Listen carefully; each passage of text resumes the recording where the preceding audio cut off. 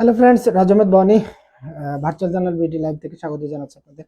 আজকে সারা বাংলাদেশ ব্যাপী নিউজের ছড়াছড়ি। আমি নিউজ দিব না, কারণ 11তম প্রধানমন্ত্রী হিসেবে তারেক রহমান যে শপথ গ্রহণ করলেন এবং মন্ত্রিপরিষদ সহ যে সংসদগুলো শপথ গ্রহণ করলেন, তারপরে কি অবস্থা যেতে পারে সেটা নিয়ে একটু আলোচনা করব। আরেকটা বিষয় বিশেষভাবে উল্লেখযোগ্য, তারেক রহমানের ক্যাবিনেটে কেন বিএনপির স্থায়ী কমিটির সিনিয়র সদস্য মির্জা আব্বাস, আব্দুল মঈন খান খন্দকার, মোশাররফ হোসেন, নজরুল ইসলাম খান, সেলিমা রহমান, আমানুল্লাহ আমান, গয়েশ্বর চন্দ্র রায় এবং জ্যেষ্ঠ যুগ্ম মহাসচিব রুহুল কবির রিজভী ক্যাবিনেটে জায়গা পাইলেন না। এটা সবচেয়ে বড় একটা পয়েন্ট। আর উল্লেখযোগ্য আরেকটা বিষয় ধরা যায়, সেটা হচ্ছে তারেক রহমানের মন্ত্রিপরিষদে যে এই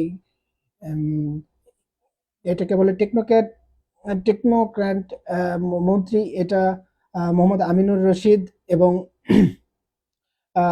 জনাব ডক্টর খলিলুর রহমান, এই দুজন হলেন। এইটা সবচেয়ে বড় সারপ্রাইজিং। আর প্রতিমন্ত্রী হিসেবে আমরা নতুন ইয়াং এনার্জেটিক মন্ত্রী হিসেবে অনেক বড় একটা মন্ত্রিত্ব পেলেন জোনায়েদ আব্দুর রহিম, আমাদের জোনায়েদ সাকি সাহেব। তো ওই আরো কিছু মন্ত্রিত্ব আছে যেগুলো নিয়ে একটু আলোচনা করা যায়, কিন্তু সবচেয়ে বড় বিষয় হচ্ছে আমাদের সামনে প্রধানমন্ত্রী তারেক রহমানের কি চ্যালেঞ্জ, এই চ্যালেঞ্জটা কতটুকু তিনি ওভারকাম করতে পারবে, সেটা সবচেয়ে বড় ভাবে দেখার বিষয়। আম, এটা দেখতে হলে আর কিছুদিন আমাদেরকে ওয়েট করতে হবে, এবং আমেরিকান ডিপ্লোম্যাট, ইন্ডিয়া এবং পাকিস্তানের ডিপ্লোম্যাটিক রিলেশনস কি হবে, ফরেন পলিসি কি হবে, সেটা তৈরি করার জন্য আমাদেরকে কিছুক্ষণ ওয়েট করতে হবে, কিছুদিন ওয়েট করতে হবে, দেখতে হবে দেশটা কোন কোন দিকে যাচ্ছে। তো আমাদের সাথে থাকুন virtual journal BD live. Thank you.